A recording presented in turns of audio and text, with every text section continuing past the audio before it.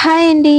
ఈరోజు వీడియోలో రెడీమేడ్ డ్రెస్‌కి లెంత్ ఎలా అడ్జస్ట్ చేసుకోవాలో చెప్తాను. దీనికోసం వీడియో చేయాల్సిన అవసరం లేదు. కాకపోతే బిగినర్స్‌కి తెలీదు కాబట్టి 2 లేయర్స్‌కి ఫ్రాక్‌కి ఎలా చేసుకోవాలో చూపిస్తాను. 2 లేయర్స్ ఉన్న ఫ్రాక్ కాబట్టి కింద సైడ్ అనేది మనం కటింగ్ చేసుకోకూడదు. వాళ్ళు పెట్టినట్టు ఫ్రిల్స్ అనేవి మనకి మళ్ళీ కుదరవు. ఆ క్లాత్ అనేది సరిపోదన్నమాట. నడుము దగ్గర ఏదైతే వాళ్ళు ఓవర్‌లాక్ ఇచ్చారో అదను స్టిచ్చింగ్ అనేది తీసేసుకొని మెయిన్ ఫ్యాబ్రిక్ అలాగే లైనింగ్ కూడా సెపరేట్ చేసుకొని కింద సైడ్ నుండి మీకు ఎంత కావాలో కొలుచుకోండి. అంటే మీకు నడుము దగ్గర నుండి కింద ఎక్కడ దాకా అయితే లెంత్ కావాలనుకుంటారో అక్కడ కొలుచుకోండి. నాకైతే కస్టమర్ కి 31 ఇంచెస్ కావాలని చెప్పారు. దానికి ఒక హాఫ్ ఇంచ్ అనేది ఎక్స్ట్రా పెట్టుకున్నాను. ఆ హాఫ్ ఇంచ్ అనేది మనకి నడుము దగ్గర కుర్చీల కోసం అనమాట. సో కింద సైడ్ నుండి కొలుచుకొని 31 ఇంచెస్ దగ్గర మార్కింగ్ పెట్టుకొని మెయిన్ ఫ్యాబ్రిక్ అనేది కటింగ్ చేసేసుకోవాలి. ఎక్స్ట్రా ఉన్నదంతా కూడా. నేను వీడియోలో ఏదైతే సమానంగా లేకుండా తీసేసానో అది వాళ్ళు ఓవర్లాక్ చేసినప్పుడు సమానంగా చేయలేదు. సో అది సమానంగా చేసుకొని దాని తర్వాత మనకు కావాల్సిన ఫ్యాబ్రిక్ తీసేసాను. ఇప్పుడు ఒక పాయింట్ గుర్తు పెట్టుకోండి. ఎప్పుడైనా రెడీమేడ్ డ్రెస్సెస్ కి మీకు చిన్న క్లాత్ మిగిలినా కూడా దాన్ని పడేయకుండా దాచుకోండి. దీని వల్ల ఏంటంటే ఫర్దర్ గా మీకు కావాలంటే సేమ్ ఫ్యాబ్రిక్ సేమ్ కలర్స్ అనేవి దొరకవు అనమాట. దానికోసం కస్టమర్ కి మనకి పైన చెస్ట్ పార్ట్ కూడా లూజ్ అయింది. రెడీమేడ్ డ్రెస్ లో వాళ్ళు డాట్స్ వేయకుండా ఇచ్చారు. సో నేను ఫ్రంట్ అండ్ బ్యాక్ రెండు కూడా డాట్స్ అనేవి వేసి ఫిల్స్ అనేవి పెట్టేశాను అనమాట. లైనింగ్ కి మాత్రం కింద సైడ్ ఫోల్డ్ చేసుకుని కుట్టుకున్నాను.